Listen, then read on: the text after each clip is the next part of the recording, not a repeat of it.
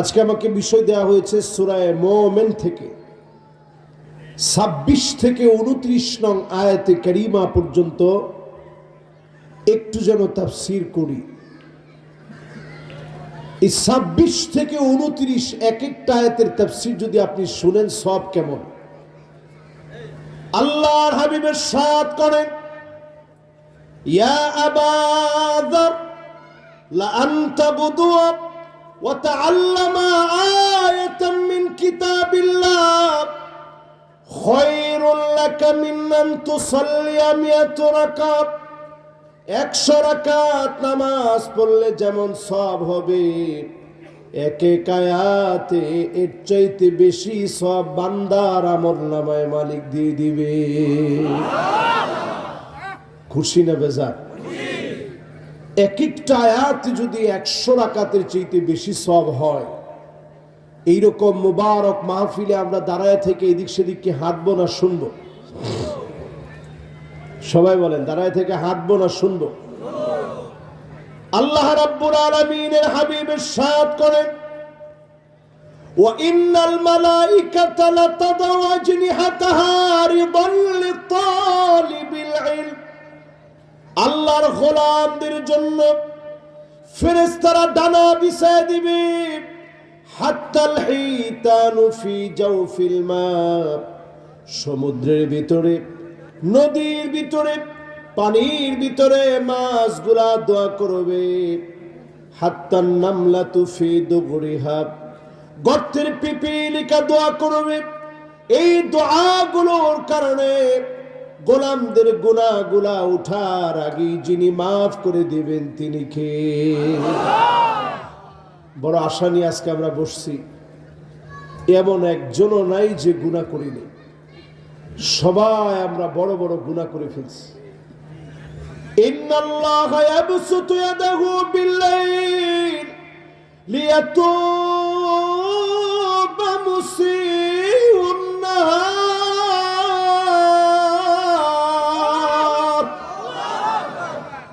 আল্লাহ রাব্বুল আলামিন রাত্রি বেলায় দরবার খুলে রাখেন, গোলাম আয়, দিনের বেলায় গুনাহ করে ফেলেছিলি, দিনের বেলায় অন্যায় করে ফেলেছিলি, এখন রাত হয়ে গেছে, আজকে যদি গুনাহ থেকে মাফ চান, অবশ্যই যিনি দিনের বেলার গুনাহগুলোকে মাফ করে দিবেন তিনি কে?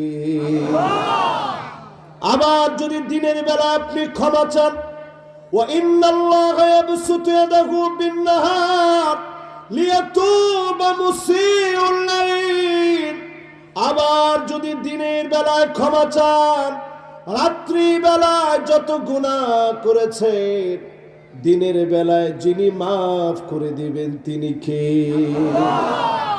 গুনাহ মাফের জন্য এই মাহফিলে যারা আসলাম, 50% শুনে কারা কারা চলে যাব হাত উঠায় দেখায়। আপনারা কোন এলাকার মানুষ? সবাই কি 50% শুনেই চলে যাবেন? 100% শোনার দলে কি কেউ আছেন? না, আগে হাত উঠেন, একটু আমি ভোট নিয়ে দেখি।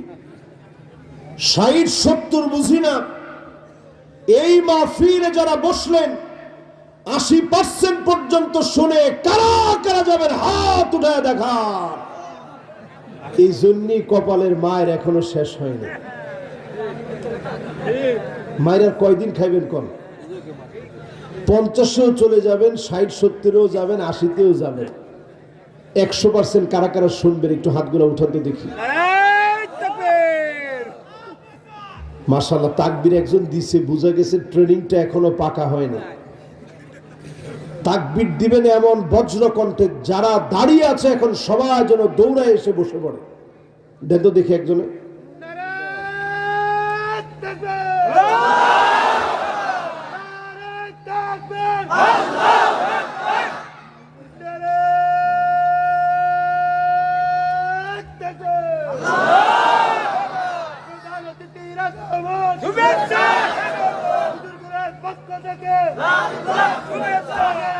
পক্ষ থেকে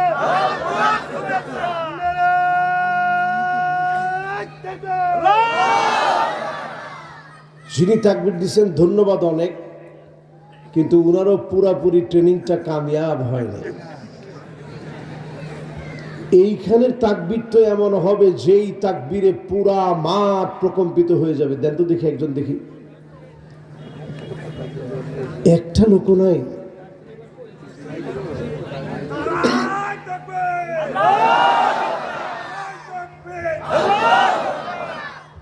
মাশাআল্লাহ, সে তারপরও চেষ্টা করছে। আর বেশি কষ্ট আপনাদেরকে দিব না, সবাই মিলে আসুন। যেখান থেকে আমার কথা বলার কথা, আজকে এইখান থেকে আপনাদেরকে তাফসীর শোনাবো সূরা মুমিন থেকে। জোরে বলেন সূরাটার নাম কি? আর একটু জোরে বলেন কি নাম? আল্লাহ রাব্বুল আলামিন 85টা আয়াত দিয়েছে। সবাই বলেন আয়াত কয়টা? অবতীর্ণ করেছেন মক্কাতুল মুকাররমায়। এই সূরার ভিতরে 1228টা শব্দ দিলেন। এই সূরাল কারীমার ভিতরে 4984টা অক্ষর দিলেন। জোরে কোন আল্লাহু আকবার। এবার যদি আমি আপনাদেরকে পাল্টা প্রশ্ন করি, বলেন তো দেখি আয়াত আছে কয়টা? সবাই একটু বলেন কয়টা? এমনি এক এক আয়াতে আপনার আমার আমল নামার ভিতরে 100 রাকাতের চাইতে বেশি সওয়াব হবে না। একটু যদি মনোযোগ নিয়ে আজকে শুনি আর লিখে নিয়ে যাই, অন্তত দিলের ভিতরে বসায় নিয়ে যায়। আয়াত আছে কয়টা? এবার বলেন তো শব্দ আছে কয়টা? এটা অনেকেই ভুলে গেছেন। 1228টা শব্দ আছে। জোরে কোন আল্লাহু আকবার। এবার বলেন অক্ষর আছে কয়টা? 4984টা অক্ষর আছে। জোরে কোন আল্লাহু আকবার। এই অক্ষরের কথা কেন বললাম? আজকে যদি একটা অক্ষর নিয়ে কল্পনা করে, যেই জায়গায় নুনের ফোঁটা উপরে আছে, নিচে ফোঁটা দিলে বা হবে, 2 ফোঁটা দিলে ইয়া হয়ে যাবে, 2 নোক্তা দিলে তা হয়ে যাবে, 3 নোক্তা দিলে সা হয়ে যাবে। একটা নোক্তার পর্যন্ত পরিবর্তন হয় নাই। পরিবর্তন, পরিমার্জন, সংস্কার ছাড়া এই কোরআনকে জাতির বিষয় যিনি বানায় রেখেছেন তিনি কে? সূরা মুমিনুনের শুরুতে আল্লাহ রাব্বুল আলামিন জানায় দিলেন, যতজন এখানে বসা আছে সবার জন্য ফেরেশতারা 3টা দোয়া করে। প্রতিনিয়ত আমার আপনার জন্য 3টা দোয়া করে। জোরে কোন আল্লাহু আকবার। 1 নাম্বার দোয়া করে ফেরেশতারা আল্লাহ রাব্বুল আলামিনের কাছে, ওয়াস্তাগফিরুনা লিল্লাযীনা আমানু রব্বানা ওয়াসি'তা কুল্লা শাইইন রাহমাতাও ওয়া ইলমা। 1 নাম্বার দোয়া করেন ফেরেশতারা আল্লাহ রাব্বুল আলামিনের কাছে, আয় আল্লাহ, যারা ক্ষমা চাইতে এসেছে, মাহফিলের ভিতরে ক্ষমা চাওয়ার জন্য বসে গুনাহ থেকে মাফ চাওয়ার সিদ্ধান্ত নিয়েছে, মেহেরবানি করে তাদের গুনাহগুলোকে মাফ করে দেন। জোরে কোন আল্লাহু আকবার। তাহলে ফেরেশতারা আমাদের জন্য দোয়া করে কয়টা? 1 নাম্বার দোয়া গুনাহ থেকে মাফ। জোরে কোন আল্লাহু আকবার। 2 নাম্বার দোয়া করে ওয়াকিহিম আযাবাল জাহিম।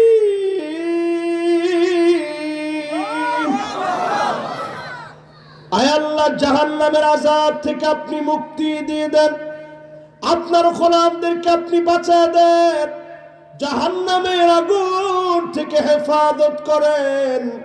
প্রতিনিয়ত ফেরেশতারা 2 নম্বরে দোয়াটা করেন। ফেরেশতাদের দোয়ার কারণে যিনি মাফ করে দিবেন তিনি কে? প্রথম দোয়া গুনাহ মাফ, দ্বিতীয় দোয়া জাহান্নামের আগুন মাফ। জোরে করে আল্লাহু আকবার। তিন নাম্বার দোয়া করে রব্বানা ওয়া আদখিলহুম জান্নাতি আদনিনিল্লাতী ওয়া'আদতাহুম। আয় আল্লাহ, যেই জান্নাতের ওয়াদা আপনি করলেন, ওয়াদা মাফিক জান্নাতের মালিক বানা দেন, সব গোলামগুলোকে জান্নাতি বানান। বলেন আল্লাহু আকবার। তাহলে এবার আমি প্রশ্ন করি, ফেরেশতারা আমাদের জন্য দোয়া করে কয়টা? এক নাম্বার, সবাই বলেন এক নাম্বার, এক নাম্বার গুনাহ মাফ। দুই নাম্বার জাহান্নামের আগুন থেকে মাফ। জোরে কোন আল্লাহু আকবার। তিন নাম্বার, ফেরেশতারা আমার আপনার জন্য দোয়া করে, আল্লাহ যেই ওয়াদা আপনি করলেন জান্নাতের ওয়াদা, ওয়াদা মাফিক আপনার গোলামদেরকে জান্নাতি বানায় দেন। জোরে কোন আল্লাহু আকবার। তাহলে ফেরেশতারা আমাদের জন্য দোয়া করে কয়টা? এক নাম্বার, দুই নাম্বার, তিন নাম্বার। জাহান্নাম জীবনে কোনোদিন আপনি দেখেন নাই, জান্নাত জীবনে কোনোদিন আপনি দেখেন নাই। আল্লাহ যখন জান্নাত বানালেন, ফেরেশতাদেরকে দেখার জন্য পাঠায় দিলেন, একটা নজর আমার জান্নাতটা দেখে আসো।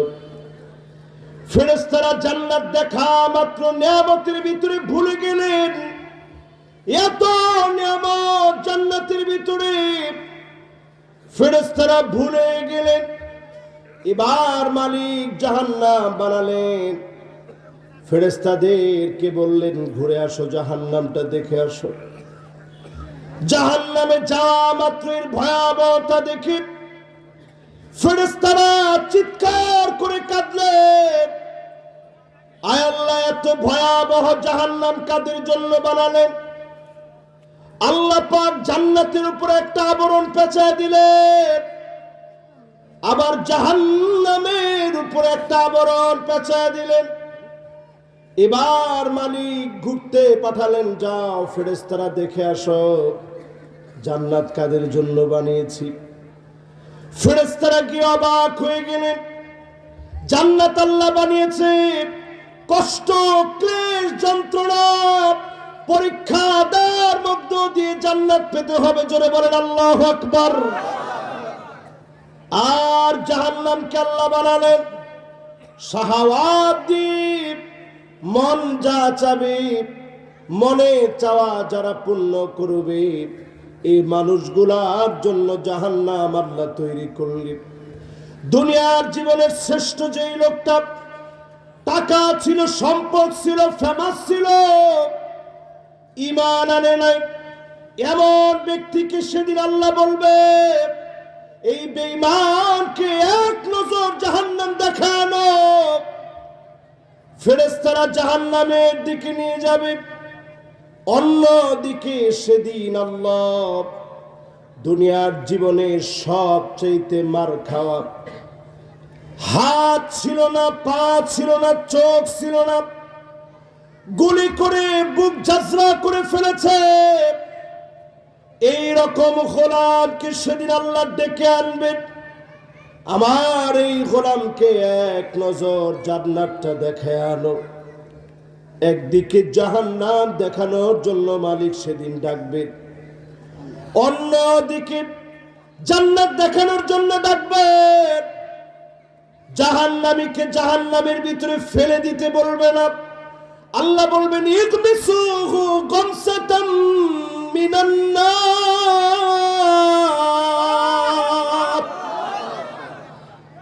একটা বারের জন্য শুধু জাহান্নাম দিয়ে একটা সেকা দিয়ে নিয়ে আস।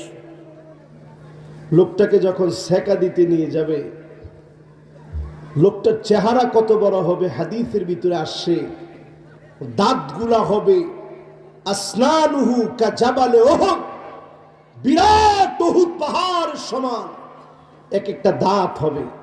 উহুদ পাহাড় কত বড়? 6.5 কিলোমিটার লম্বা উহুদ পাহাড়, এত বড় বড় হবে এক একটা দাঁত।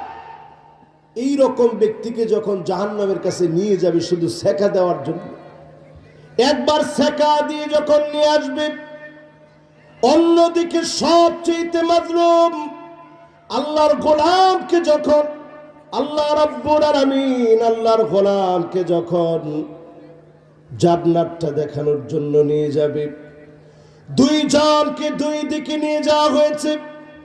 একজনকে জাহান্নাম দেখাতে নিয়ে গিয়েছে, অন্যজনকে জান্নাত দেখাতে নিয়ে যাওয়া হয়েছে। দুইজনকে মালিক এবার ডাকবেন, কাছে নিয়ে আসবেন।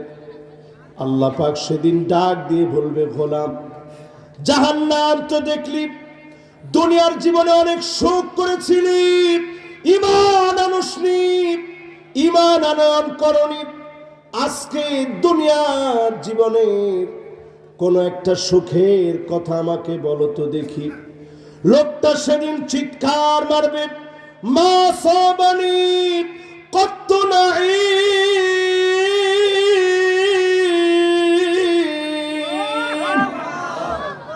আয় আল্লাহ, জীবনে কোনোদিন কোনো সুখ আমার জীবনে আমি দেখি নাই। একটা মুহূর্ত জাহান্নাম দেখে সব সুখের গল্প ভুলে যাবে। এবার আল্লাহ রাব্বুল আলামিন সবচেয়ে মাজলুম, মার খাওয়া ব্যক্তি, সেই লোককে ডাকবেন, গোলাম অনেক কষ্ট করেছিলি, জুলুম সহ্য করেছিলি, শুধু আজকে বাংলাদেশের দিকে তাকায় দেখেন, কোরআনের পাখি 50 বছরের উপরে কোরআনের কথা বলেছে। হক কথা বলার কারণে 13 বছর 6 মাস জেল খাটতে হয়েছে, ঠিক কিনা বলেন? এরকম জুলুমের পর জুলুম করা হয়েছে। প্রিয় আল্লাহ, আমার মনের একটা তামান্না ছিল, শেষবারের জন্য হলেও আর একটা বার তিনি কোরআনের কথা মানুষের সামনে বলবেন। আরেকটা স্বপ্ন ছিল, আল্লাহর ঘরের সামনে গিয়ে একটু দাঁড়াবেন। এই স্বপ্নগুলা জালেমরা পুরা হতে দেয় নাই। ওনাকে নানাভাবে কষ্ট দিয়ে দুনিয়া থেকে বিদায় করেছে। প্রমাণিত হয়ে যায়, সেদিন মাজলুমদেরকে মালিক দাঁড় করাবেন। আল্লাহ বলবেন, তোর কষ্টের দিনগুলার একটা গল্প বলতো দেখি। অনেক কষ্ট পেয়েছিলি ফাঁসির মঞ্চে, অনেক কষ্ট পেয়েছিলি, বুক জাজরা করে দিয়েছিল, একটা গল্প বলো তো দেখি। সেদিন লোকটা এক নজর জান্নাত দেখার পরে বলবে, মা সাবানি কত দুন আও বালা।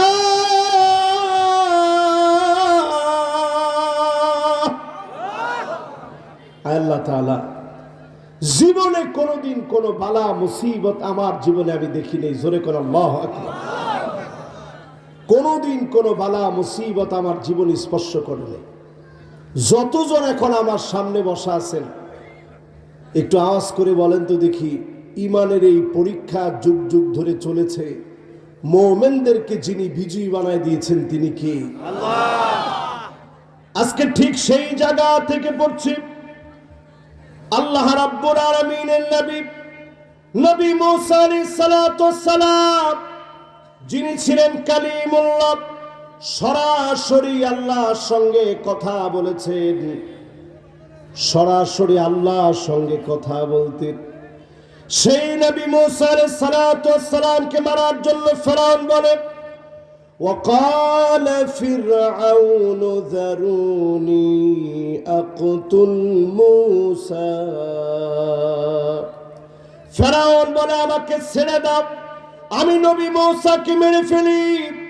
ওয়ালিয়াদু রাব্বাহু, তার যে রব আছে সেই রবের দিকে সে মানুষকে ডাকবে, এই ডাকার সুযোগ যেন না পায়।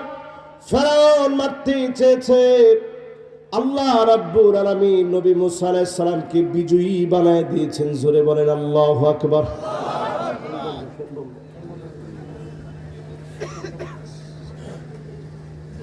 সবাই আছেন তো ইনশাআল্লাহ? ফিরআউন চেয়েছে নবী মুসা আলাইহিস সালামের সাম্রাজ্য শেষ করে দিবে। ছোটবেলা থেকেই ফিরআউন কর্মকাণ্ড চালিয়েছে, কেমনে শেষ করে দেওয়া যায়। যিনি নবী মুসা আলাইহিস সালামকে বিজয়ী বানায় দিলেন তিনি কে? আল্লাহ। চার কারণে জালেম জুলুম করে। আঙ্গুলটা উঠায় দেখান তো কয় কারণ। সেই সময়ের সঙ্গে আজকের দিন একটু মিলাই দেন, একটু উঠান আঙ্গুলগুলা সবাই, এবার একটু সবাই একটু নাড়া দেন তো দেখি। মাশাআল্লাহ, কয় কারণে জালেম জুলুম করে? এবার হাতগুলা নামান, একটু মিলাই দেখেন। সেই যুগেও করছে ফেরাউন মুসা আলাইহিস সালামের সাথে, এই যুগেও করছে স্বৈরাচারী জালেমরা আমাদের সাথে, ঠিক কিনা বলে? এক নাম্বার কারণ হলো ওয়ামান ইয়াতামাদ আলা মালিহি কল্লাব।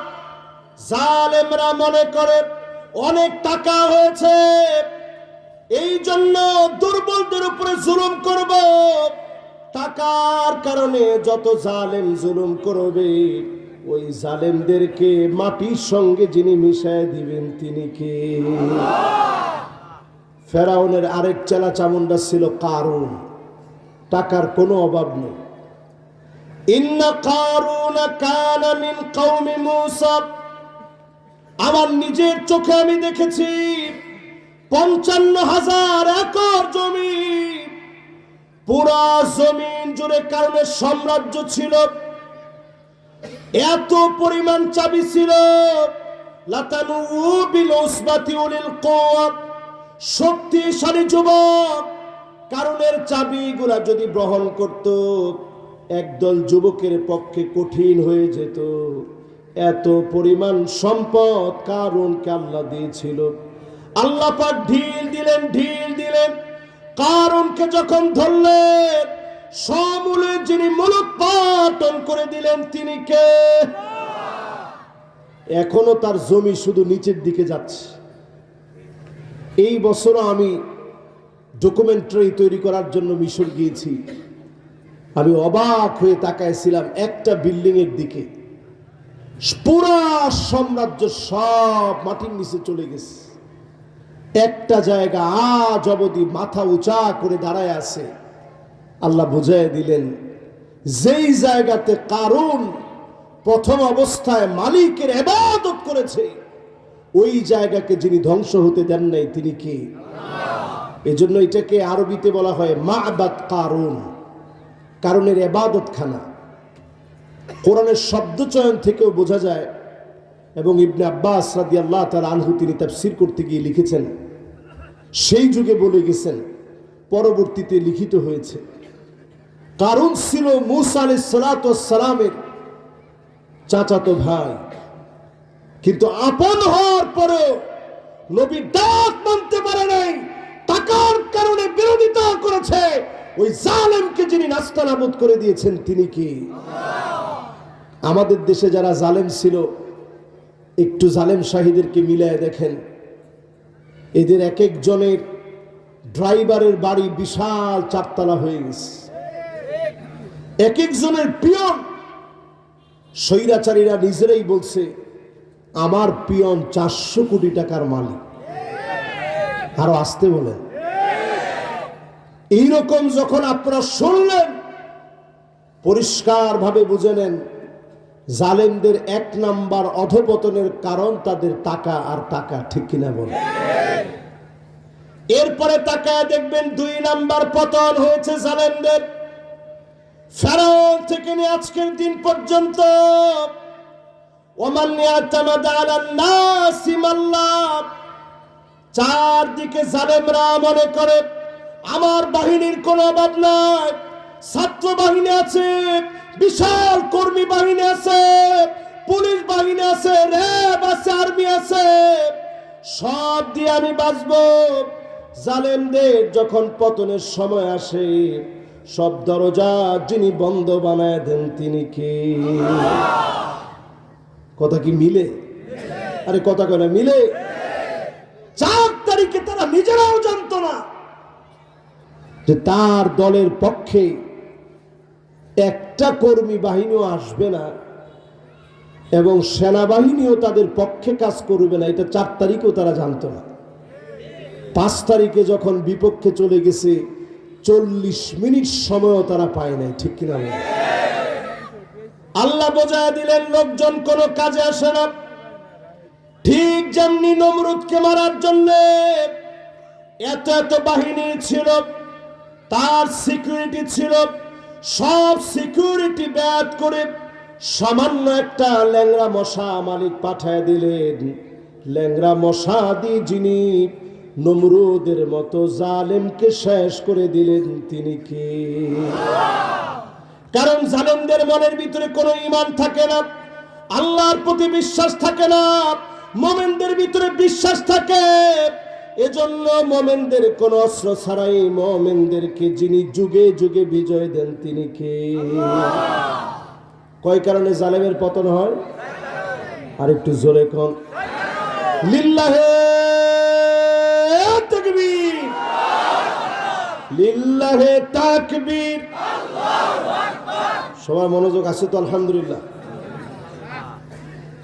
এবার আসেন, জালেমদের 3 নাম্বার পতনের জায়গাটা ছিল ওয়ামান ইয়াতামাদা আলা আকলিহি দাল্লা। জালেমরা মনে করে অনেক জ্ঞান আছে, বুদ্ধি আছে, মেধা আছে, আমার উপদেষ্টা মণ্ডলী আছে, সব দিয়ে ঠিকই কায়দা করে ফেলবো। আর যখন জালেমের পতন আসে, আল্লাহ পাক ঠিকই তার সামান্য ভুলের কারণে যিনি ধরে ফেলেন, তিনি কে? দেখেন, সবকিছু ঠিকঠাক চলতেছিল, শুধু যদি বলতো যারা কোটা সংস্কার চেয়েছো বাবারা তোমরা ঘরে চলে যাও, সব দেখতিস, এবারের আন্দোলন ফেইল হয়ে যেত। জালেম এটা না বলে জালেম বলছে মুক্তিযোদ্ধাদের সন্তানদের চাকরি হবে না, রাজাকারের ছেলেদের চাকরি হবে। গোটা জাতিকে রাজাকার বলেছে, ঠিক কিনা বলে? আগে রাজাকার বলতে বলতে, প্রিয় আল্লামাকে রাজাকার বলতে বলতে নিজের পরিচয় রাজাকার হয়ে গেছে। এই শব্দ দিয়ে মানুষকে গালি দেওয়াতে এই শব্দ পতনের কারণ হয়ে গেছে, ঠিক কিনা বলে?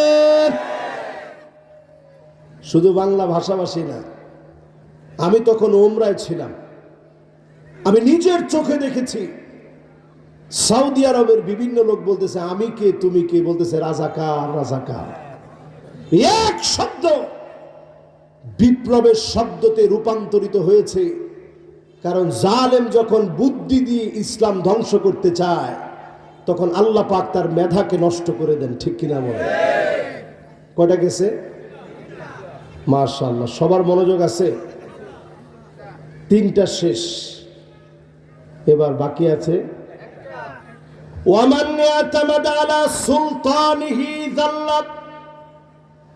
জালেম যখন মনে করে চেয়ার একবার পেয়েছি, এই চেয়ার জীবনে কোনোদিন হাতছাড়া হবে না, ওই রকম জালেমকে টেনে হিচড়ে যিনি ক্ষমতা থেকে নামায় দেন, তিনি কে?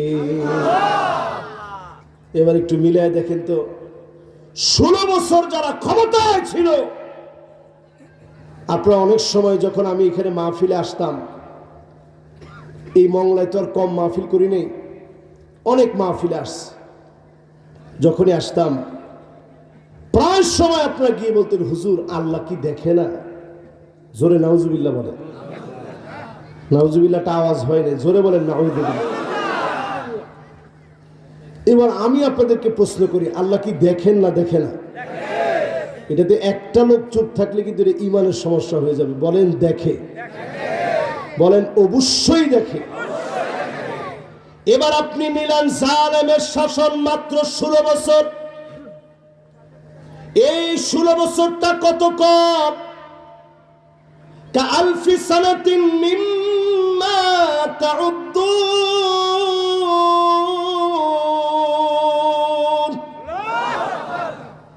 একদিন, 2 দিন, 3 দিন, 1000 বছর যখন আপনি গুনবেন, আল্লাহর কাছে মাত্র একদিন যাবে। 1000 বছরে যদি একদিন আল্লাহর কাছে যায়, একটু হিসাব মিলায় নেন। 16 বছরে মাত্র কয়েক সেকেন্ড, জালেমরা কয়েক সেকেন্ড ক্ষমতায় ছিল, টেনে হিচড়ে জালেমদেরকে যিনি নামায় দিলেন, তিনি কে? ক্ষমতা শেষ। মাত্র কয়েক সেকেন্ডের ক্ষমতায় আল্লাহ দেখছেন জালেমরা কি করতে পারে। আল্লাহ দেখেই জালেমদেরকে এমন ভাবে নামায় দিয়েছে, আমাদের অনেক কবরস্থানের কবরের ভিতরের নাম পর্যন্ত তারা মুছে দিতে চেয়েছে, আমাদের নাম তারা মুছতে পারে নাই। তাদের নাম চিহ্ন থেকে বাংলাদেশের জায়গা থেকে অলিগলি থেকে নিশ্চিহ্ন হয়ে গেছে। ঠিক কিনা বলেন? এই ইসলামের শত্রুরা, আলেমুল আমাদের শত্রুরা,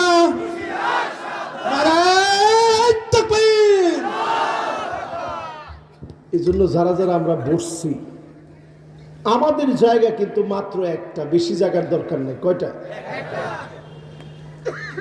আল্লাহ রাব্বুল আলামিন আমাদেরকে স্মরণ করা দিচ্ছেন, তোমাদের জায়গা হবে একটা। মান ইয়াতামাদ আলাল্লাহি ফালা ক্বাল্লা ওয়ালা মাল্লা ওয়ালা দাল্লা ওয়ালা যাল্লা।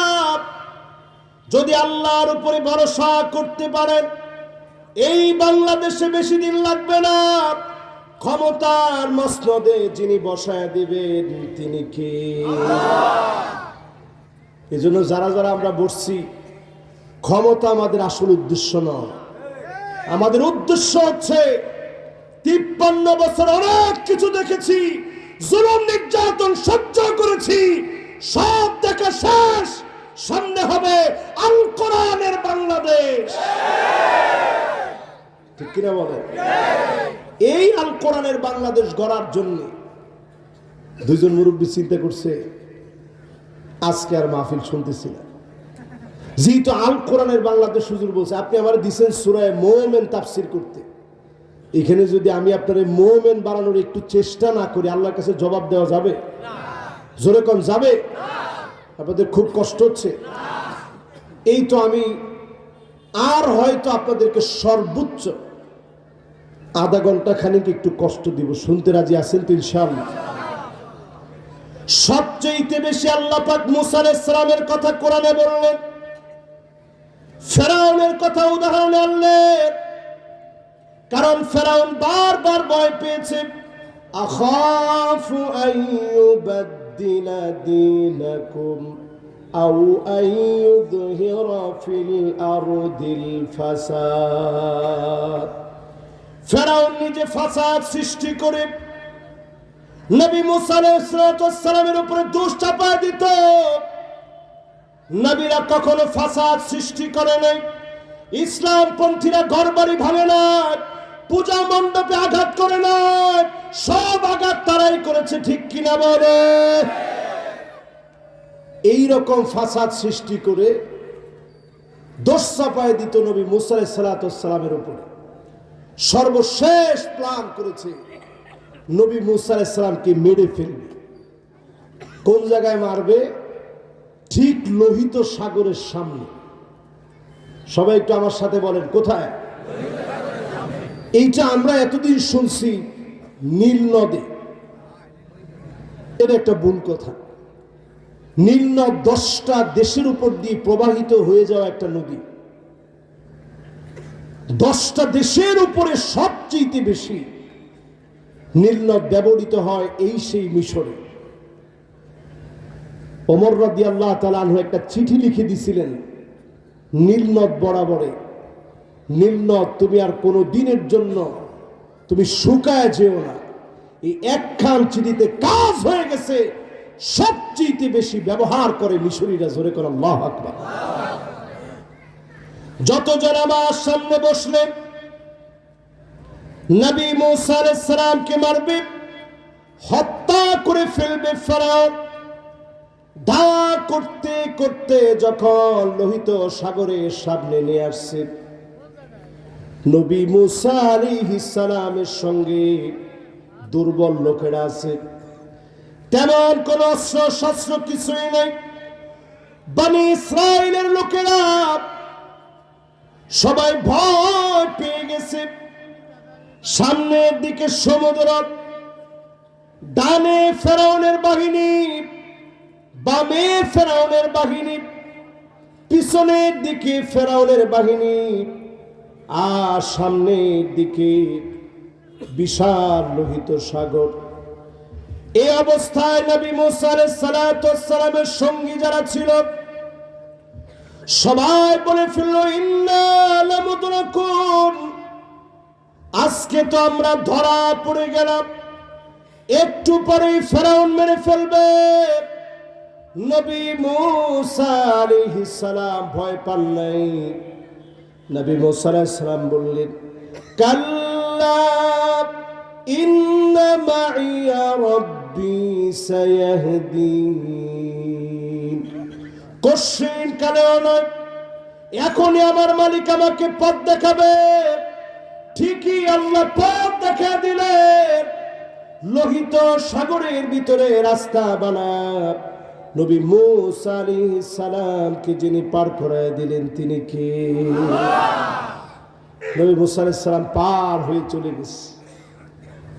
ফেরাউন মনে করছে একই রাস্তা দিয়ে আমিও পার হয়ে চলে যাব। ফেরাউন বুঝতে পারে না এটা মরণ ফাঁদ। যখনই ফেরাউন গিয়েছে দল বলে সব সহ, শুধু ছিল ঘরের ভিতরে মহিলারা আর কাজের লোকেরা, দাস দাসীরা, সব সৈন্য সামন্ত নিয়ে ফেরাউন চলে আসছে। সবগুলারে যিনি ডুবায় মেরে শেষ করে দিয়েছেন তিনি কে? আল্লাহ পাক বুঝা দিলেন, যারা নেককারদের উপরে জুলুম করতে থাকে চূড়ান্ত বিজয় আল্লাহ পাক জালেমদেরকে দেন না, দুর্বল মাজলুমদেরকে যিনি বিজয় দান করে দেন তিনি কে? আজকের পৃথিবীর দিকে তাকায় দেখেন, এই পৃথিবীর ভিতরে এখন 2 কোটি মুসলমান। আজকের এই 13 তারিখ, আজকে 13ই নভেম্বর চলছে। এই 13ই নভেম্বরে আজকে আপনি হিসাব করে দেখেন, গুগলে সার্চ করেন কয়জন মুসলমান মার খাচ্ছে। গুগলে সার্চ করলে আপনি অবাক হয়ে যাবেন। এই পৃথিবীর ভিতরে 2 কোটি মুসলমান আজকের রজনীতে, আজকের এই সময়ে মার খাচ্ছে পৃথিবীতে।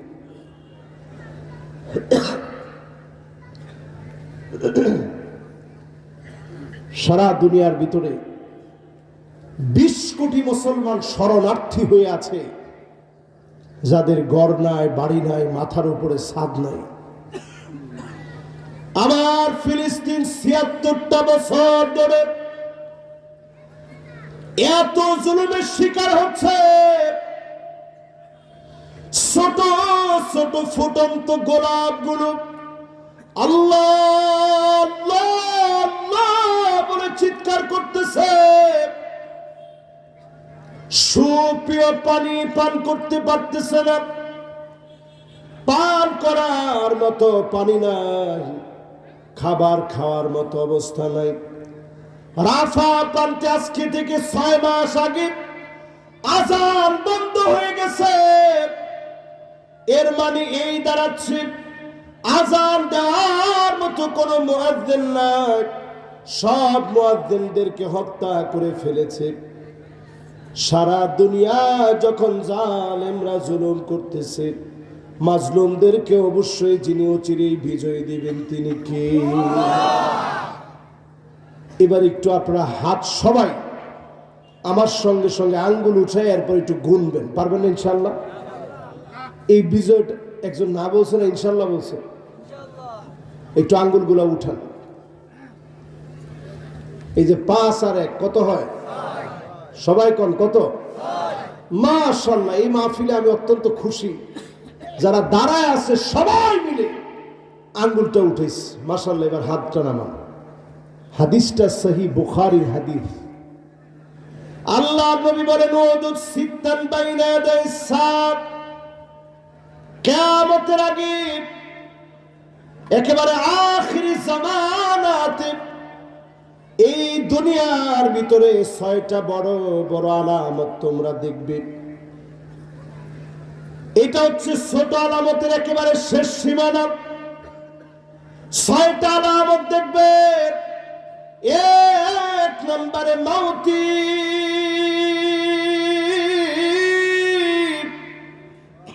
আল্লাহ নবী বলে আমি নবী দুনিয়া থেকে চলে যাব, তোমরা আমারে পাবা না। জীবনে কোনোদিন নবীরে দেখি নাই, আপনারাও নবীকে দেখেন নাই, কিন্তু আমার নবী কেমন মহব্বত করেছে। যেই সাহাবীরা জীবন বাজি রাখতে রাজি, সেই সাহাবীদের সামনে বসে আল্লাহ নবী বলে